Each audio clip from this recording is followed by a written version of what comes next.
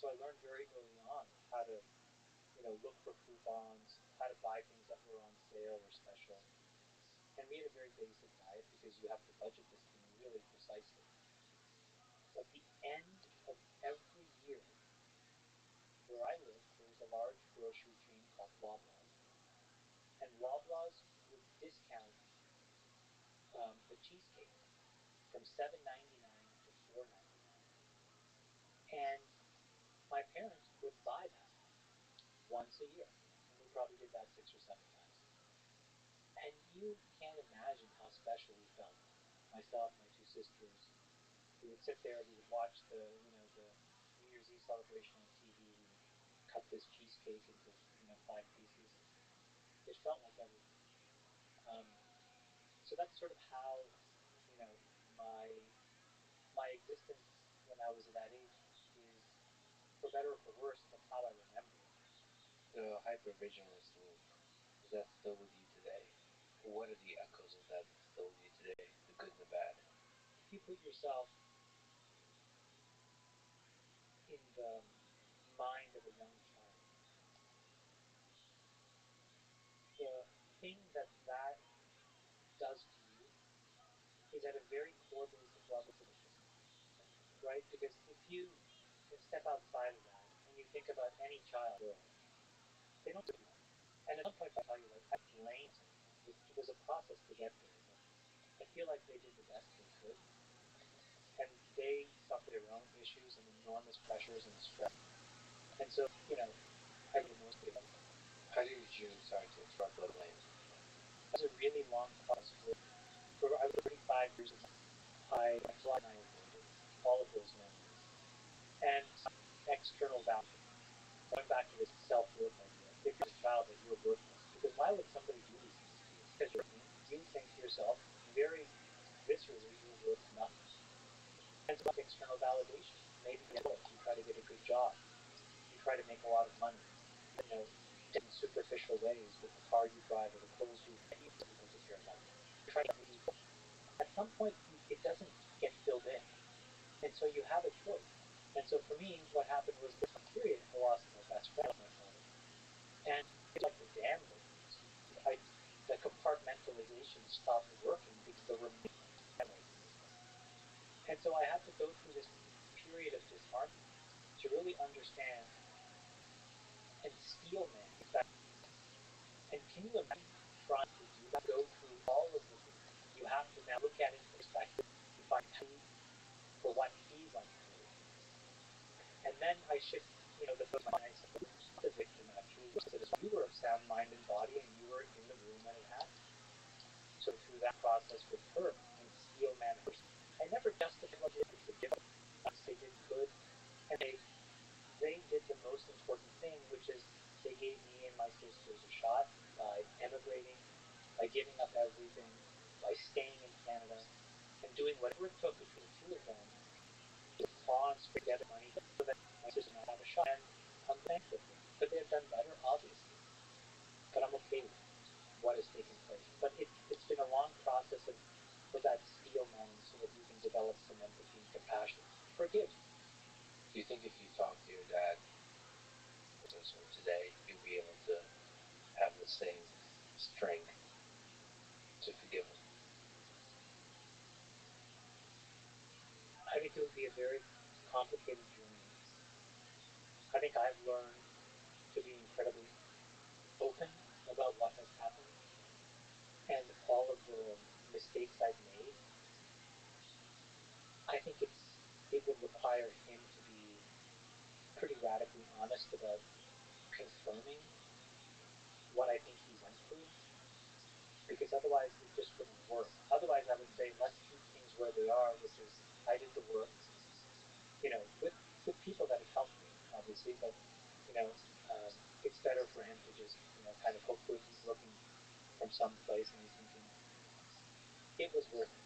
I think he deserves to repent all of this, because, I think the immigrant challenge, or not even the immigrant challenge, the lower middle class challenge, anybody who really wants better for their kids and doesn't have a good toolkit to give it to them, some of them they choke up on the back. They just get so agitated about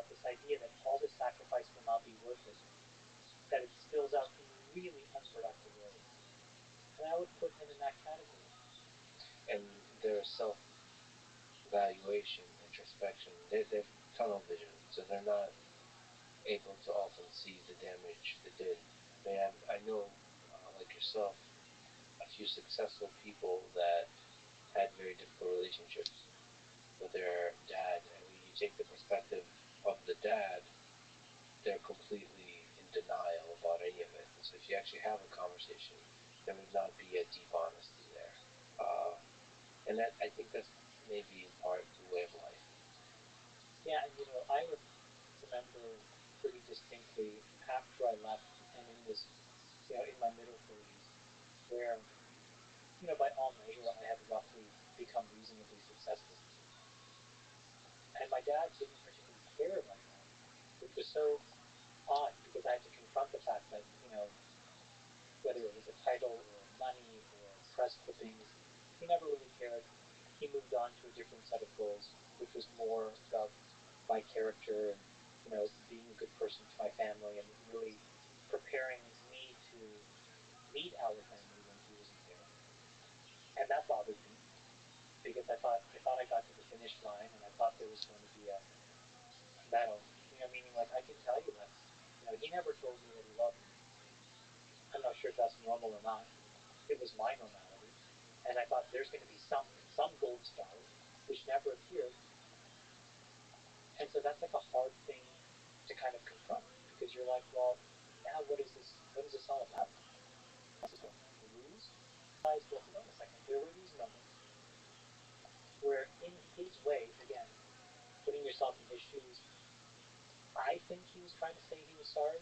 He would hold my hand, and he would interlock the fingers, which I felt that's a really intimate way of holding somebody's hand, I think. Um, so I remember those things. So, these are the things that are just etched in, at least in my mind. And at the end of it, I think I've done a decent job in repairing my relationship with him, even though, it was posthumous. It does make me wonder in which way you and I, we might be broken and not see it, and might be hurting others and not see it. Well, I think that when you grow up in those kinds of environments, and they're all different kinds of this kind of dysfunction, but if what you get from that is that you're not worthwhile, you're less than many, many other people, when you enter adulthood, or, semi-adulthood, in your early 20s, you will be in a cycle where you are hurting other people. You may not know it. Hopefully you find somebody who holds you accountable and tells you and loves you enough. But you are disharmony in your childhood, and you're going to inject that disharmony into whether it's your professional relationships or your personal relationships or both, until you get to some form of rock bottom and you start to repair it. And I think there's a lot of people that resonate with that because they have each suffered their own things that at some point in their lives have told them that they're less than. And then they go and cope.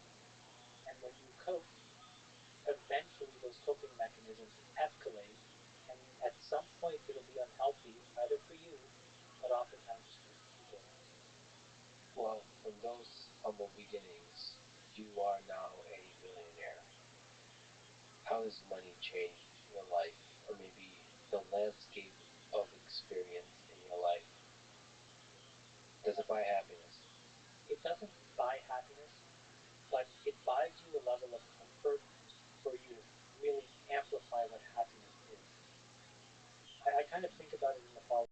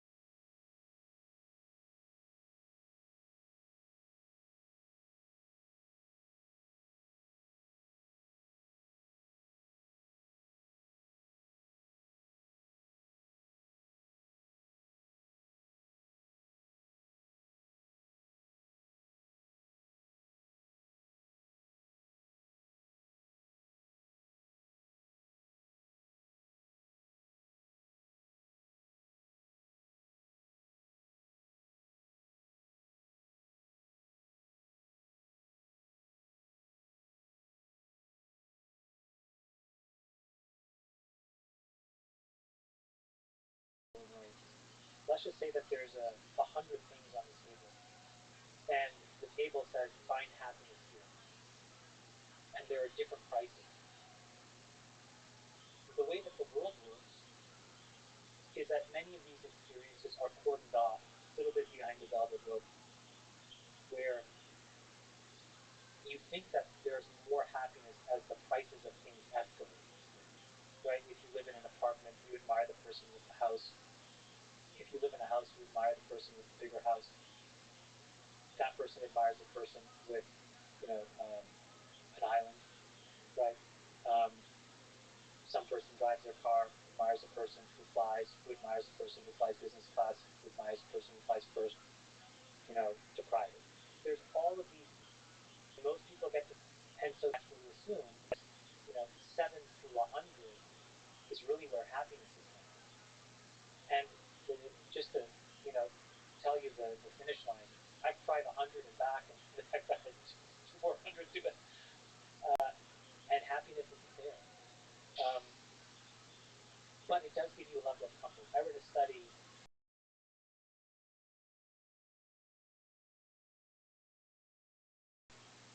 and I don't know if it's true or not, but it said that the absolute sort of like maximal link between money and happiness is around $50 million.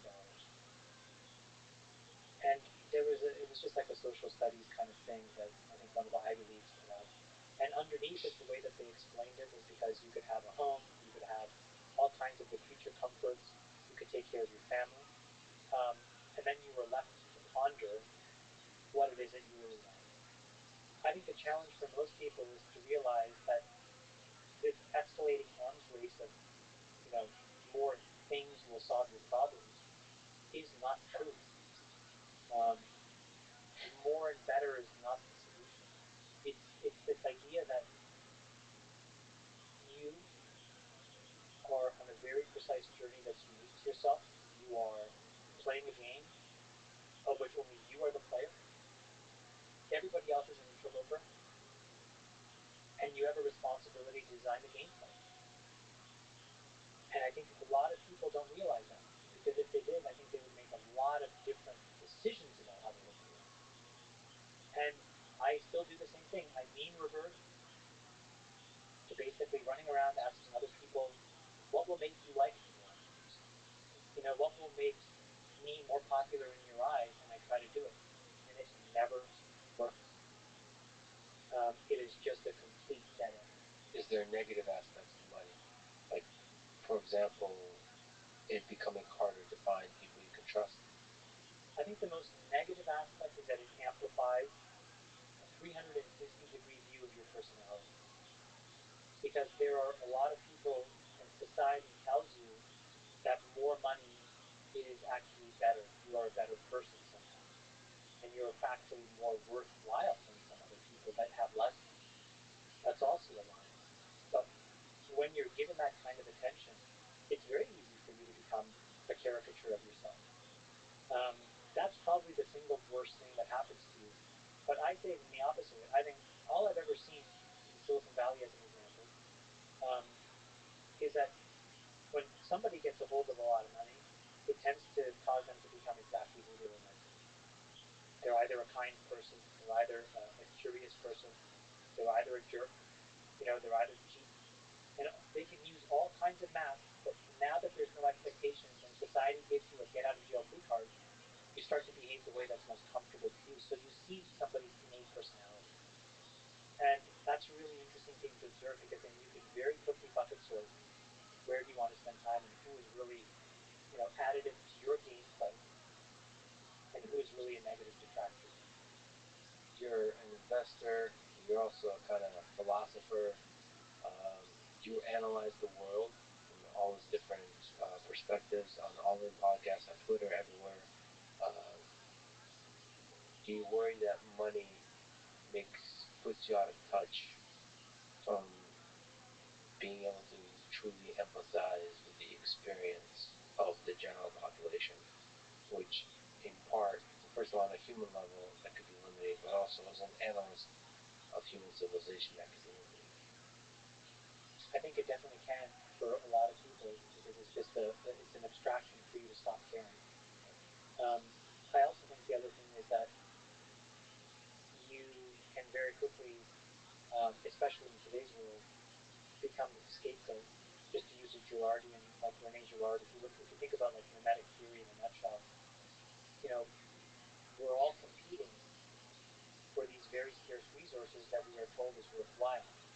And if you view the world through that Girardian lens, what are we really doing? We are all fighting for scarce resources, whether that's Twitter followers, money, acclaim, notoriety, and we all compete with each other. And in that competition, Girard writes, like, the only way you escape that loop is by scapegoating something or somebody.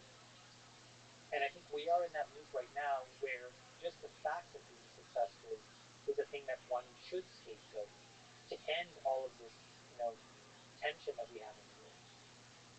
I think that it's a little misguided because I don't think it solves the fundamental problem. And we can talk about what the solution to some of these problems are, but that's, I think, the loop that we're all living. And so if you become a caricature and you feed yourself into it, you're not doing anything to relieve that. Your nickname is the Dictator. How'd you get the nickname? Since we're talking about the corrupting nature of money. That came from poker. In a poker game, when you sit down, it's chaos, especially like in our home game. There's a ton of big egos. There's people always watching, railbirding the game, all kinds of interesting folks. And in that, somebody needs to establish hygiene and rules. And I really care about the integrity of the game. And it would just require somebody to just say, okay, enough. And then people were just like, okay, stop dictating. And that's where it is. So who to you, to begin with, is the greatest poker player of all time, and why is it the home game? Exactly. You probably knew this question was coming. Yeah. Here's what I'll say. I think Helmut is the antidote to computers, more than any other player playing today. And when you see him in a heads-up situation, so I think like he's played 9 or 10 heads-up tournaments in a row, and he's played like basically call it 10 of the top 20 people so far, and he's beaten all but one of them. When you're playing heads-up, 1v1, that is the most GTO understandable spot, meaning game theory optimal position. That's where a computer can give you an enormous edge. The minute you add even a third player, the value of computers and the value of their recommendations basically falls off a cliff, okay? So one way to think about it is Helmut is forced to play against people that are essentially trained like AIs. And so to be able to beat, 8 out of 9 of them means that you are playing so orthogonally to what is considered game theory optimal. And you're overlaying human reasoning. The judgment to say, well, in this spot I should do X, but I'm going to do Y. It's not dissimilar in chess, like what makes, Magnus Carlsen so good.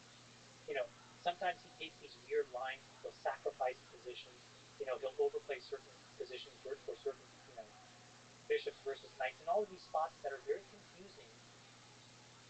And what it does is it throws people off their game. I think he just won a recent online tournament, and it's like by move 6, there is no GTO move for his opponent to make because it's like out of the rule book. Maybe he read some games. I read the Twitter, like he probably read some games in some bar in Russia in 1954, memorized it, and all of a sudden by 6 moves in, the computer AI is worthless. So that's what makes Helmut great. There is one person that I think is superior. And I think it's what Daniel also said, and I would echo that because I played Phil as well. But Phil Ivey is the most well-rounded, cold-blooded, bloodthirsty animal. He's just, and he sees into your soul, like in a way where you're just like, oh my god, stop looking at me. Have you ever played him? Yeah, we played, and he crushes me. So what does feeling crushed mean and feel like in poker? Is it like that you just can't read at all? You're being constantly pressured. You feel off balance. You try to bluff, and the person reads you perfectly. That kind of stuff. This is a really, really excellent question. because I think this has parallels to a bunch of other things. Okay, let's just use poker as a microcosm to explain a bunch of other systems or games. Maybe it's running a company or investing. Okay, so let's use those three examples, but we use poker to explain it. What does success look like? Well, success looks like you have positive expected value. Right? In poker, the simple way to summarize that is your opponent, let's just say you and I are playing, are going to make a bunch of mistakes. There's a bunch of it that's going to be absolutely perfect, and then there's a few spots where you make mistakes. And then there's a bunch of places in the poker game where I play perfectly, and I make a few mistakes. Basically, your mistakes minus my mistakes is the edge, right? That's pure. That's how poker works. If I make fewer mistakes than you make, I will make money and I will win. That is the objective of the game. Translate that into business. You're running a company. You have a team of employees. You have a pool of human capital that's capable of being productive in the world and creating something. But you are going to make mistakes in making that. Maybe it doesn't completely fit the market. Maybe it's mispriced. Maybe it actually doesn't require all of the people that you need, so the margins are wrong. And then there's the competitive set of all the other alternatives that customer has. Their mistakes minus your mistakes is the expected value of Google, Facebook, Apple, etc. Okay? Now take investing. Every time you buy something, somebody else on the other side is selling it. Is that their mistake? We don't know yet. But their mistakes minus your mistakes is how you make a lot of money over long periods of time as an investor. Somebody sold you Google at $40 a share. You bought it and you kept it. Huge mistake on their part, minimum mistakes on your part. The difference of that is the money that you make. So life can be summarized in many ways in that way. So the question is, what can you do about other people's mistakes? And the answer is nothing. That is somebody else's game. You can try to influence them. You could try to subvert them. Maybe you plant a spy inside of that other person's company to sabotage them. I guess there are things at the edges that you can do. But my firm belief is that life success really boils down to how do you control your mistakes. Now, this is a bit counterintuitive. The way you control your mistakes is by making a lot of mistakes. So taking risks You have to. is somehow You have to. a way to minimize the number of mistakes. Let's just say you want to find love. You know, you want to find someone Go on. deeply connected with. Yeah.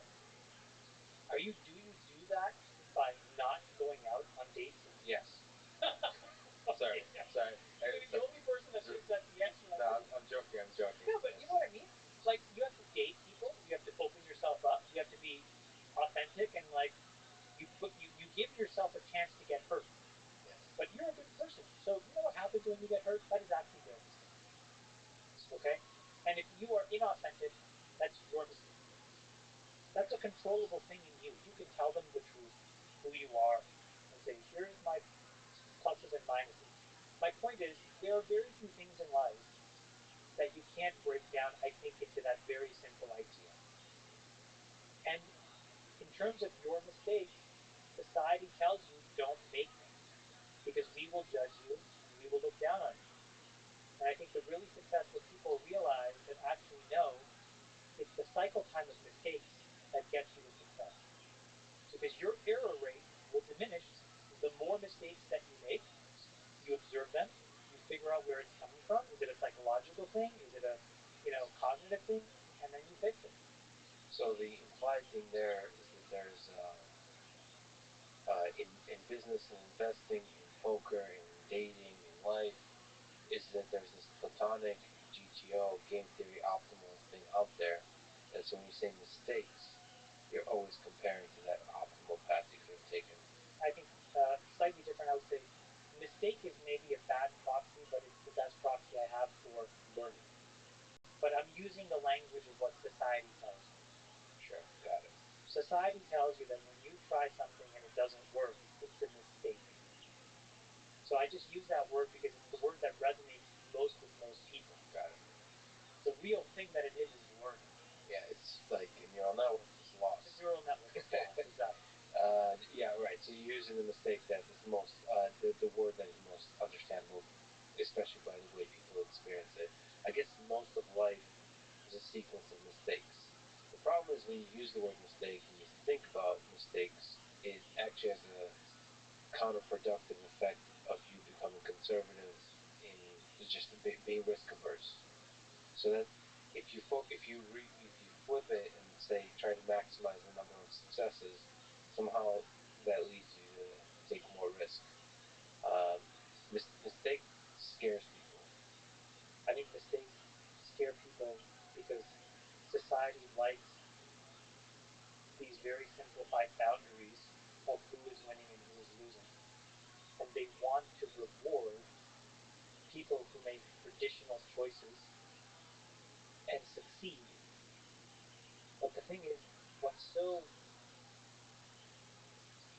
corrosive about that is that they're actually not even being put in a position to actually make a quote unquote mistake and fail. So I'll give you, if you look at like getting into an elite school, right? Society rewards you for being in the Ivy League in a way that, in my opinion, incorrectly, doesn't reward you for being in a non-Ivy League school. There's a certain level of status and presumption of intellect and capability that comes with being there. But that system doesn't really have a counterfactual because it's not as if you both go to MIT and Ohio State. And then we can see two versions of Lex Friedman so that we can figure out that the jig is up and there was no difference.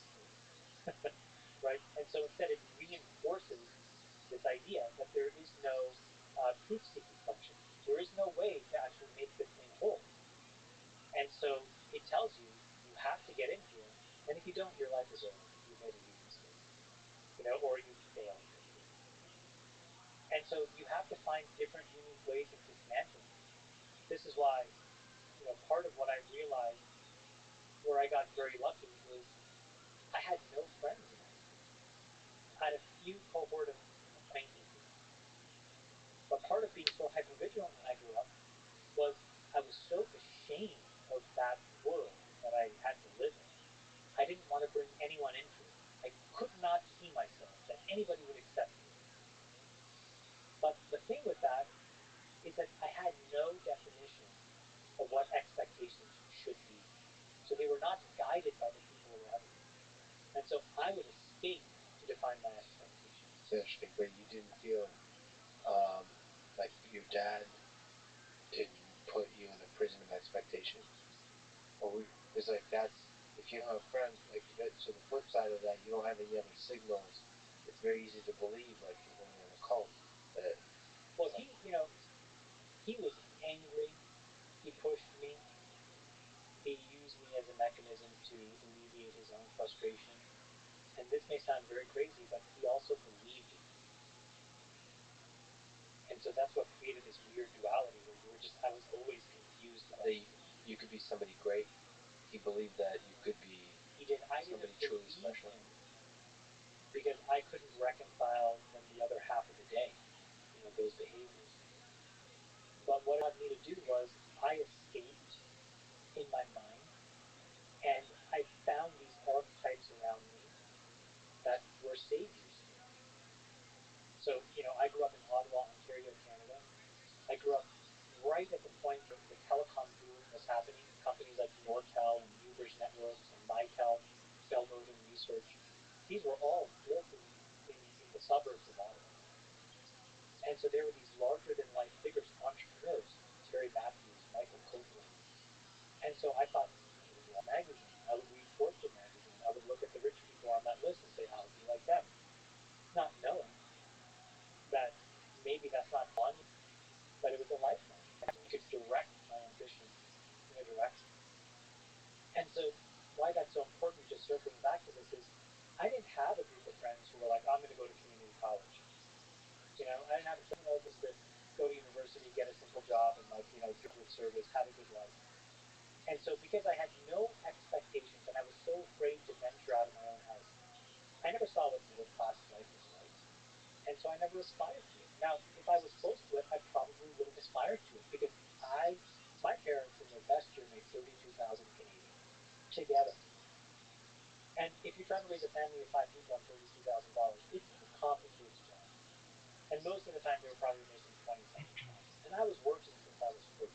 So I knew that our station in life was not the destination. We had to get out.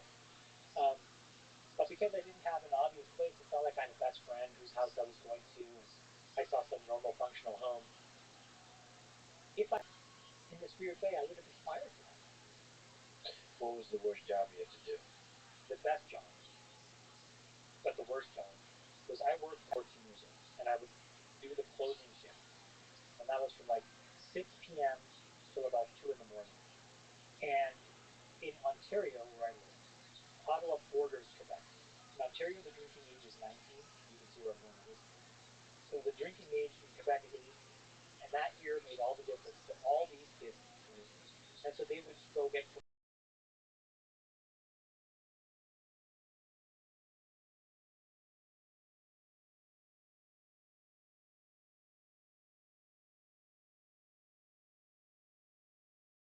completely drunk. They would come back.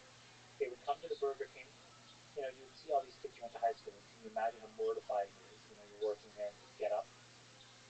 And they would light that place on fire. Vomit everywhere, puking, cooing, peeing.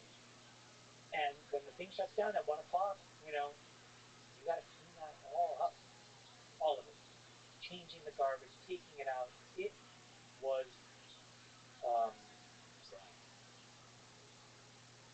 And it really teaches you, okay, I do not want this life. I don't want this. But it's funny that didn't push you towards the stability and the security of the middle class. Like, I didn't have any good examples of that. I didn't have those around me. I was so ashamed. I could have never built a relationship where I could have seen those interactions go up. And so my desires were framed by these two random rich people that lived in my town who I'd never met. And what I read in magazines about people like Bill Gates and Warren Buffett. You were an early senior executive of Facebook during a period of a lot of scaling in the company history. I mean, that's actually a fascinating period of human history in terms of technology. Well, in terms of human civilization, honestly. What did you learn from that time about what it takes to build and scale a successful tech company? A company that has almost immeasurable impact on the world. That was an incredible moment in time because everything was so new. To your point, like even how the standards of Web 2.0 at that time were being defined, we were defining them. You know, I mean, I think if you look in sort of if you search into patents, patent library, there's a bunch of these patents that like me and Zach have for like random things like cookies, you know, or like cross-site JavaScript, like all these crazy things that are just like these kind of ideas in 2023. We had to invent our way around. How do websites communicate with each other? You know, how do we build in the cloud versus in the data center? How do we actually have high performance systems? You mentioned data science, the term, the idea. I invented this thing called data scientist because we had a PhD from Google that refused to join on lunch because he got a job offer that says data analyst. And so he taught us scientist because he was a PhD in particle physics. So he really, you know, he was a scientist. And I said, great, you're a scientist here. And that launched a discipline. That launched a discipline. A term, you know, what's a really vague other name, but yeah, you know, sometimes words like this launch entire fields. And it did in that case. And you didn't, I mean, I guess at that time you didn't anticipate the impact of machine learning on the entirety of this whole process. Because you need machine learning to have both ads and recommender systems tell the feed for the social network. Exactly right. The first real scaled version of machine learning, not AI, but machine learning, was this thing that Facebook introduced called PYMK, which is people human learning. And the simple idea was that to initiate a viral mechanic inside the application. So you log in, we grab your credentials, we go to your email inbox, we harvest your address book, we do a compare, we make some guesses, and we start to present other people that you may actually know that may not be in your address book. Really simple, you know, a couple joins at some tables, whatever. And it started to just go crazy, and the number of people that you were creating this density and entropy inside the social graph with what was some And that was eye-opening for us. And what it led us down this path of is really understanding the power of like all this machine learning. And so that infused itself into newsfeed, and how the content that you saw could be tailored to who you were and the type of person that you were. So there was a moment in time that all of this stuff was so new. How do you translate the app to multiple languages? How do you launch the company in all of these countries? How much of it is just kind of stumbling into things, using your best first principles gut thinking, and how much is it 5, 10, 15, 20-year vision? How much was thinking about the future of the internet and the metaverse and the humanity and all that kind of stuff? Because the news feed sounds trivial. I'll say something, but that's changes everything. Well, you have to remember, news feed was named, and we had this thing where we would just name things what they were. And at the time, all of these other companies, and if you go back into the Wayback Machine, you can see this. People would invent, an MP3 player, and they would come up with some crazy name, or they would invent a software product and come up with a crazy name, right? And it sounded like the pharma industry, little Kazimaz, tag your best friends. Yeah. And you think, what is this? This makes no sense. And this was Zuck's thing. He was like, well, this is a feed of news, so we're going to call it news feed. This is where you tag your photos, so we're going to call that photo tagging. I mean, literally, pretty obvious stuff. So the way that those things came about, though, was very experimental. And this is where I think it's really important for people to understand. I think Bezos explains it the best. There is a tendency after things work to create a narrative fallacy because it feeds your ego. And you want to have been the person that saw it coming. And I think it's much more honest to say we were very good probabilistic thinkers that tried to learn as quickly as possible, meaning to make as many mistakes as possible. If you look at this very famous placard that Facebook had from back in the day, what did it say? It said, move fast and break things. In societal language, that's saying make mistakes as quickly as you can. Because the minute you break something, you don't do that by design. It's not a feature. Theoretically, it's a bug. But he understood that, and we embraced that idea. I used to run this meeting once a week where the whole goal was I want to see that there was 1,000 experiments that were run, and show me them all, from the dumbest to the most impactful. And we would go through that loop, and what did it train people? Not that you got celebrated for the right answers, we got celebrated for trying. I ran 12 experiments, 12 failed, and we'd be like, you're the best. Can I just take a small tangent on that? Is that move fast and break things has become as a catchphrase of the thing that embodies the toxic culture of Silicon Valley in today's discourse, which confuses me. Of course, words and phrases get sort of captured and so on. It becomes very reductive.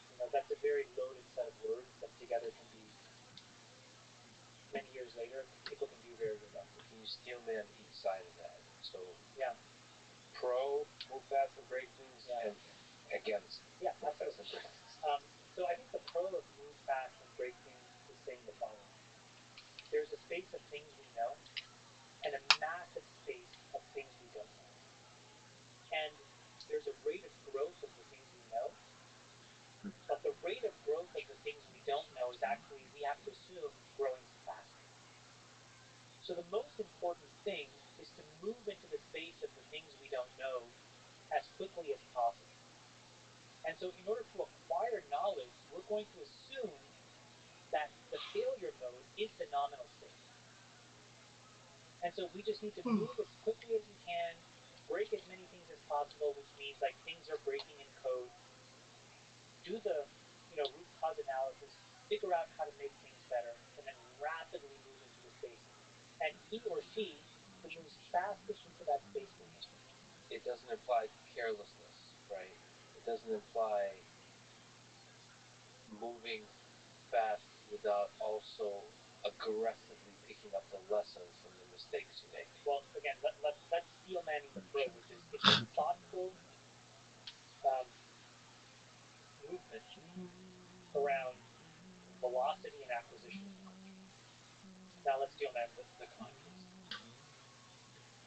these systems become big enough, there is no more room to experiment in an open-ended way because the implications have broad societal impacts that are not clear upfront. So let's take a different, less controversial example. If we said, Lipitor worked well for all people except South Asians, and there's a specific immunoresponse that we can iterate to, and if we move quickly enough, we can run 10,000 experiments, and we think the answer is in that space. Well, the problem is that those 10,000 experiments may kill 10 million people. So you have to move methodically. When that drug was experimental, and it wasn't being given to 500 million people in the world, moving fast made sense because you could have a pig model, a mouse model, a monkey model, you could figure out toxicity. But we picked all that low-hanging fruit. And so now these small iterations have huge impacts that need to be measured and implemented. Different example is like, if you work at Boeing and you have an implementation that gives you a 2% efficiency by reshaping the wing or adding winglets, there needs to be a methodical move slow, be right process, because mistakes, when they compound, when it's already implemented and at scale, has huge externalities that are impossible to measure until after the fact. And you see this in the 737 MAX. So that's how one would steelman the con case, which is that when an industry becomes critical, you got to slow down. This makes me sad because some industries, like Twitter and Facebook are a good example, they achieve scale very quickly before really exploring the big area of things to learn. So you basically picked one low-hanging fruit, and that became your huge success, and now you're sitting there with that stupid fruit. Well, so you're I think, so as an example, like, if you had to, if I was running Facebook or Twitter, the big opportunity, in my opinion, was really not the metaverse, but it was actually getting the closest that anybody could get to AGI.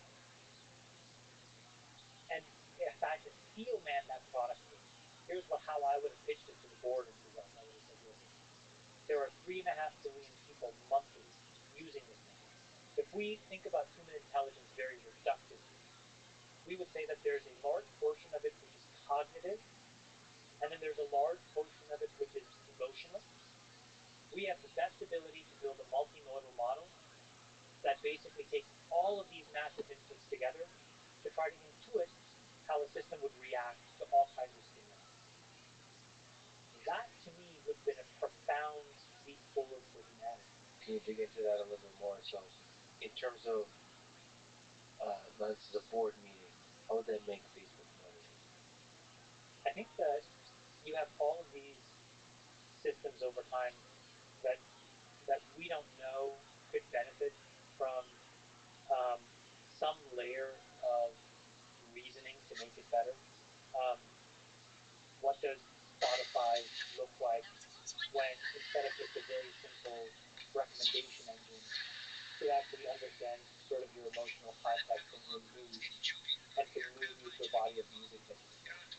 What does it look like if, your television, instead of having to go and channel surf, 50,000 shows on a horrible UI, instead just has a sense of what you're into and shows it to you?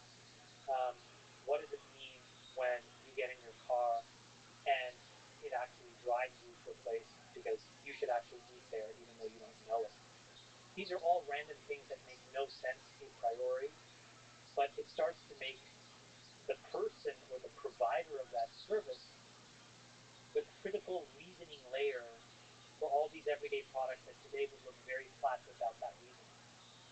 And I think you license that and you make a lot of money. So in many ways, instead of becoming more of the pixels that you see, you've become more of the bare metal that actually creates that experience. And if you look at the companies that are multi-decade legacy kinds of businesses, the thing that they have done is quietly and surreptitiously move down the stack. You never move up the stack to survive.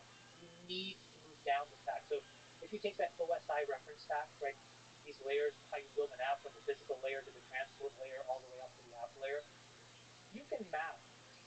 1980s, all the big companies that have been created, right? All the way from Fairchild Semiconductor, NatSemi, to Intel, to Cisco, to Qualcomm, you know, Oracle, Netscape at one point, all the way up to the Googles and Facebooks of the world. But if you look at where all the lock-in happens, it's by companies like Apple, who used to make software, saying, I'm going to get one close, I'm going to make the bare metal, and I'm going to become the platform. Or Google, same thing. I'm going to create this dominant platform, and I'm going to create a substrate that organizes all this information, that's just omnipresent and everywhere. So the key is, if you are lucky enough to be one of these apps that are in front of people, you better start digging quickly and moving your way down and get out of the way and disappear. But by disappearing, you will become much, much bigger, and it's impossible to usurp you. Yeah, I 100% agree with you. That's why you're so smart. This is depersonalization, and the algorithms that enable depersonalization, almost like an operating system layer, so pushing away from the interface and the actual system that does the personalization. I think the challenges there's obviously technical challenges, but there's also societal challenges that it's like in a relationship. If you have an intimate algorithmic connection with individual humans, you can do both good and bad. And so there's risks that you're taking. You can, so if you're making a lot of money now as Twitter and Facebook with ads, surface layer ads, what is the incentive to take the risk of guiding people more? Because you can hurt people, you can piss off people, you can, there is a cost to forming a more intimate relationship with the users in the short term, I think. You said a really, really key thing, which was a really great emotional, instinctive reaction, which is when I said the AGI thing, you said, well, how would you ever make money from that? That is the key. The presumption is that this thing would not be an important thing at the beginning.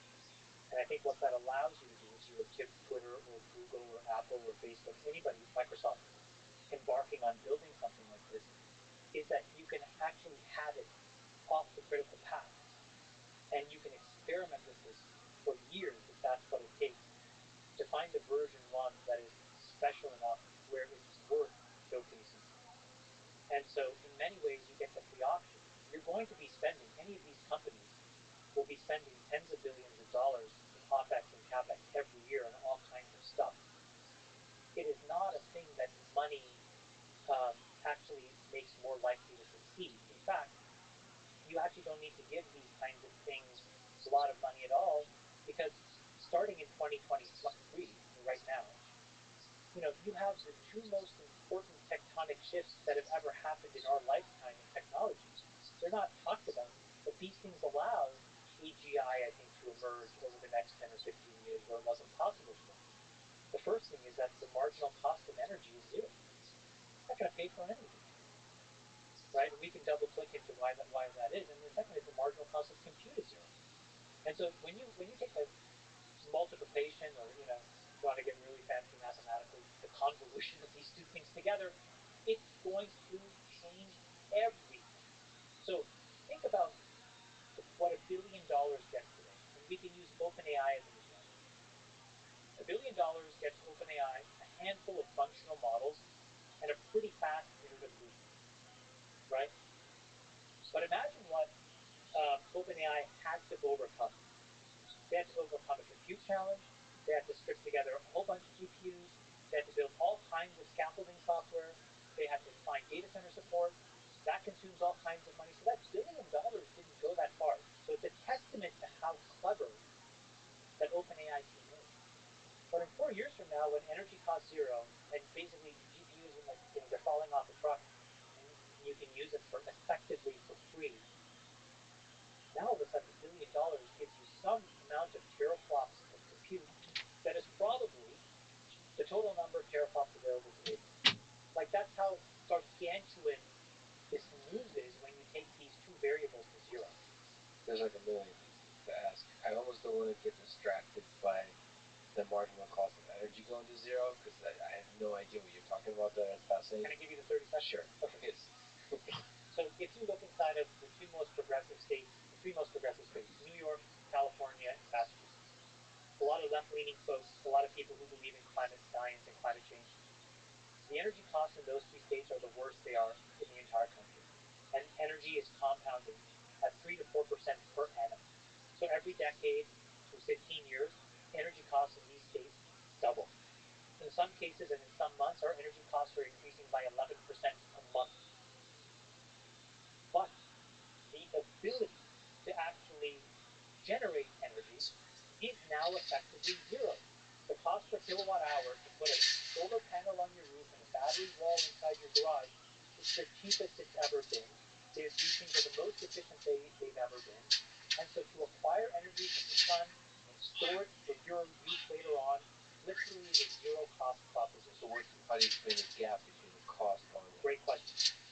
So this is the other side of regulatory capitalism, right? We all fight to build monopolies. While there are monopolies hiding in plain sight, the utilities are a perfect example. There are 100 million homes in America. There are about 1,700 utilities in America. So they have captive markets. But in return for that captive market, the law says you need to invest a certain amount per year in upgrading that power line, in changing out that turbine, in making sure you transition from coal to wind or whatever. Just as an example, upgrading power lines in the United States over the next decade is a $2 trillion proposition. These 1,700 organizations have to spend, I think it's $250 billion a year just to change the power line. That is why, even though it costs nothing to make energy, you are paying double every 7 or 8 years. It's CapEx and OpEx of a very brittle old infrastructure. It's like you trying to build an app and being forced to build your own data center. You say, oh wait, I just want to write to AWS. I just want to use GCP. I just want to move on. All that complexity is solved for me. And some law says, no, you can't. You got to do this. So that's what consumers are dealing with, but it's also what industrial and manufacturing organizations, it's what we all deal with. So how do we get rid ourselves of this old infrastructure, Philippine? So the thing that's happening today, which I think this is why I think it's the most important trend right now in the world, is that 100 million homeowners are each going to become their own little power plant and compete with these 1,700 utilities. And that is in the United States or globally? Just deal with the United States for a second, because I think it's easier to see here. 100 million homes, solar panel on the roof, and by the way, just to make it clear, the sun doesn't need to shine, right? These panels now work where you have these UV bands that can actually extrapolate beyond the visible spectrum, so they're usable in all weather conditions. And it's simple. It's not just run your function, but then to contribute what's left over back to the center or Facebook's data center where you get a small check. The cost, zero. You're making it sound so, because this is a pretty profound prediction. If the cost is really goes to zero, the cost of compute going to zero, I can. So the cost of compute going to zero is can kind of understand, but the energy seems like a radical prediction of yours. Well, it's just naturally what's happening, right? Now let me give you just a different way of explaining this. If you look at any system, there's a really important thing that happens. It's what Clay Christensen calls crossing the chasm. If you explain it numerically, here's how I would explain it to you. If you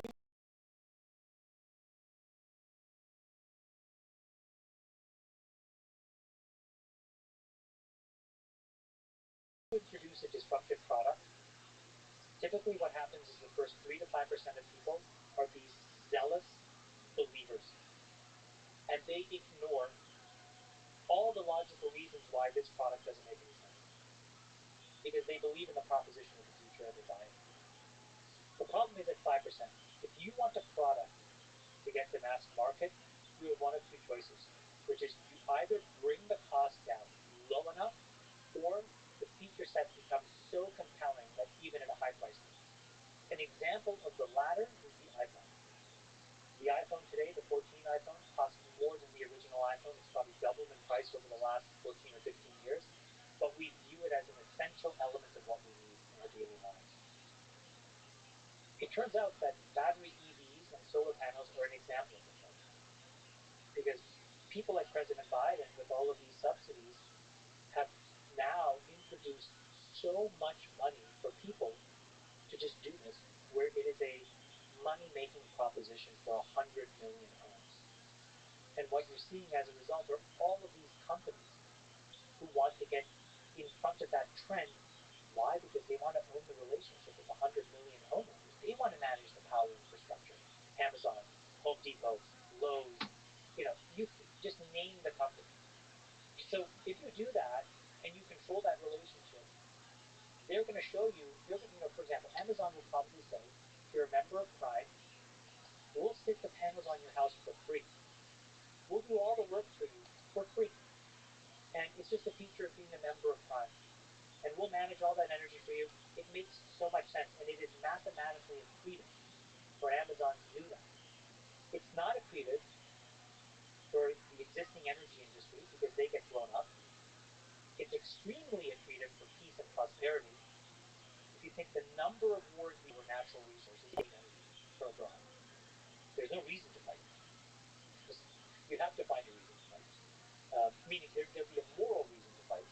Wars that we fought as much really as they were. It's also resources, energy specifically. And then, sorry, just the last thing I was thinking of is the chips. All what people want to say is that now that 2 or 3 nano for typical kind of like transistor paths, we're done. And forget about transistor density. Combination is much important, and really the combination of so application specific ICs and GPUs. If I gave you $1 billion 5 years from now, the amount of damage you could get, graphic GPU that could build to do something really powerful, whereas today it's not yet.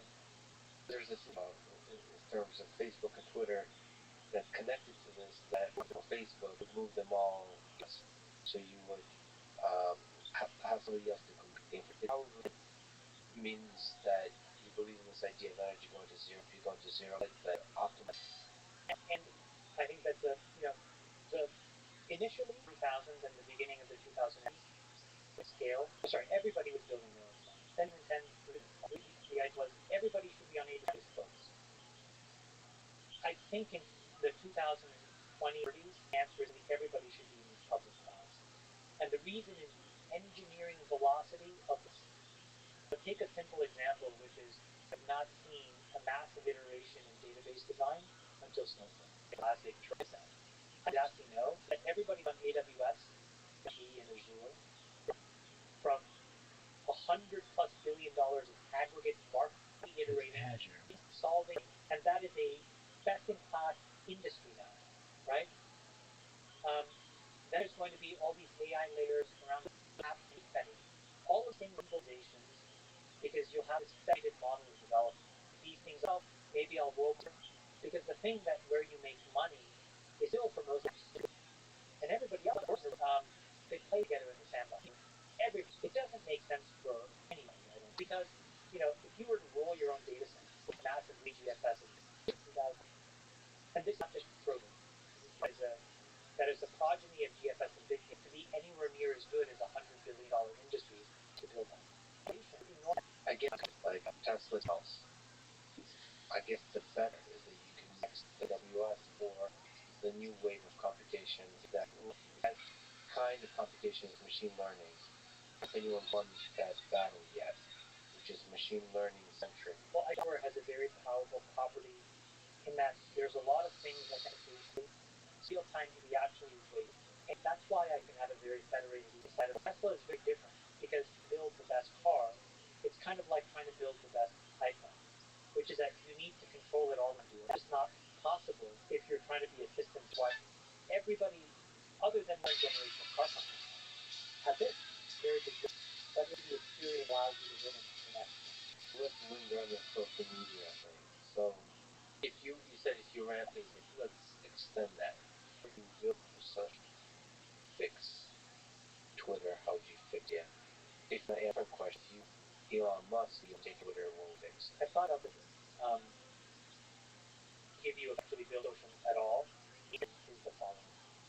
You probably got a sort of pattern.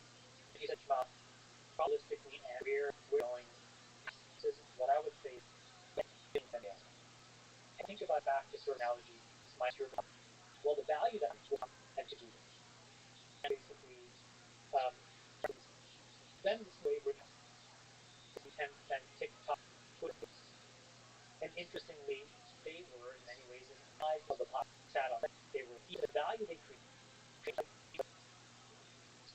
there's an interesting phenomenon that's are content creators. I'll give you two examples for these. Jimmy Donaldson. Just the two of you alone, add it up, okay? And you guys will approach 1 billion people. The only thing that allows to capture trillions of content. Let's just look at this piece alone. Right? Atomize what the apps have done. You're your own. You're providing your let people move out of these things in a very lightweight way. Value is accruing to you. So the honest answer to your question, how content creators side, I believe that's where the puck is going.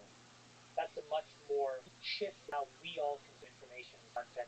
And individuals are the institutions invest in the AGI, the depersonalization, because they will be a participant in it, right? You can be the service provider where you ask. You every that's true. If you could have your fans and your audience, is I read. And so backup services, smart being, you help for information. You would maybe do this. So back to you, what would I do? I now what is growth social works? So I think it's where there are the organizations that we're engaged real problem, which is peace through meditation. And I think that comes with the interaction that they try to do social media on Twitter. Again, what do you think? That's all the time. I get appreciated me and their point of view. And the best I'm trying to I'm not rewarded. And that drink is not a good story design. Psychological it is the way is cycles in the world. People really see their goals. Other people are just in it. Doesn't make it. Social. We have real world. Then there's a cost to being real. The second way, actually, just overlay an economic so that personally they can be starting off. And the more you don't have, I think serious tiger. I think real identity is kind of a debate that there's been. So I think it's possible. Not a lot of that adoption, but all these which is just what I would condition.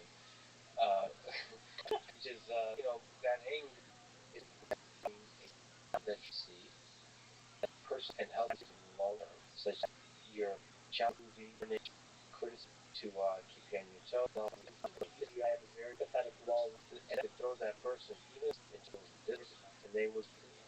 That's a very good point that got my gut feeling. He thinks on God is difficult. It requires. I think your doctor boiled down into obviously. Assume that's emotional or radical thing for himself. A matter of truth. Form of self. And get him off. He lacks just horny levers of including breaking functioning, early transition of power. If he is unhealed, he even ways it's over that it creates so much damage and wounds so deep, it will take the and the other side the person he become their own class. We need to really big at their own people on this trying to get and what did we think this is a rich thing look at them, but I didn't know they saw that no matter how negative as internal having worse than how do you feel about when we say relative sitting and so it's talking about that more happiness it's a fantastic person wait until the claim because my one first popular looked at factors and few by overdefining this move they actually made it one scientific method platforming and space foundations has two presidents on the Bible some attributes I think such a based on topics that he would bad let's topic is sure is certainly kinds of things a lot of there's no root for play a game his work large success other side goes we are teams and no him person friend what they decide to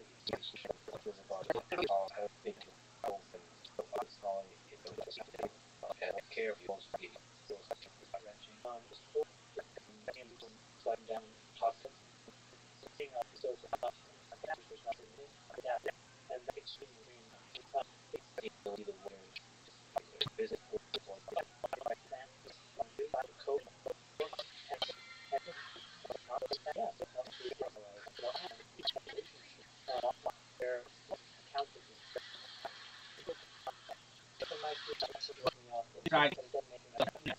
shit. But it's a lot of empathy and accountability. Basically, that's ultimately great friendship. People who LeBron did that is I've seen and met so many people. I've seen LeBron James. she's a billionaire around and a life and I'm just like and it's paired with positions of word like 56, you know, in a little and then she has to be out here. Well, I would say just love. You know, So, what he needs, you know, I'm very when I let's put this I don't is that he's those people who all have how to get it. That's less than that. Low point and cost. But some so the whole goal is to loosen those knots. Stop listening to that. You just take your heart, protect the history. Really, you don't listen to it, not right. Psychological breakdown. Something wrong. But he's the one that because I'm streaming. Every way he sees that as an act of message. Back as much assumes that he's not arrested. Next level, which makes it. What about it? I think that's just because I'm similar to me. But I have, and so and you feel like a real I'm wrong. From a geo, I don't know, very level. So which I have a result incredible because unbelievable understanding of things that just these for older come close to. I think it's the I think that's the you let us men we edit those sides in those 15 like that degree is this taking up of how done spending more that I heard more versus using even applications from the right path so it's based on typer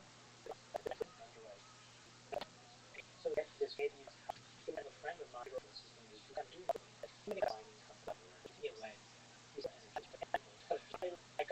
I learned a little more I made so try to work through a girl so we just look it's not actually it was to fund our own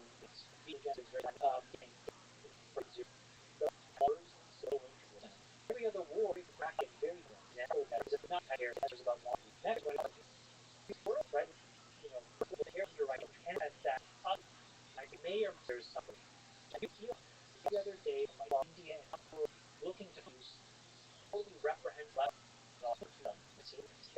and see very industrial our economy is going to grow which means that it starts to it's not you know we're by next year even you know it's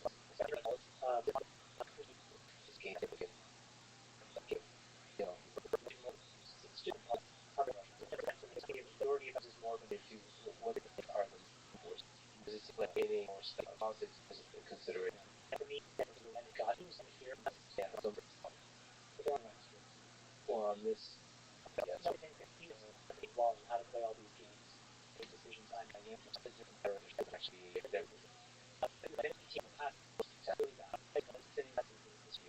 guys they're striking decisions on these down the car of course he's better will have vision so that the economic system in Europe that is going to people a bunch of Ellen hard for anybody to a lot of people what did that start yeah I think that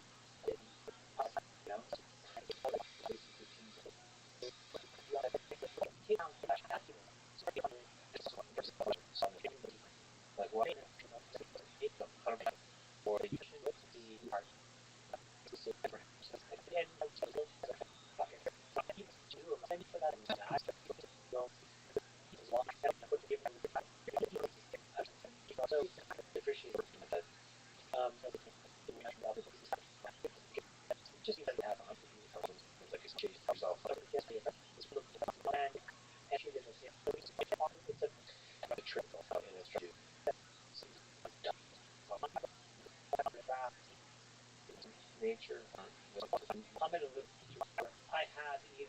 last, they're find a little six, and there's all kinds of people. I out above, they're fine. That's when you then start to think about much streams of math. So always on, we have like every go down big half, gradually agree, and exactly I just love and I think like 8 to 9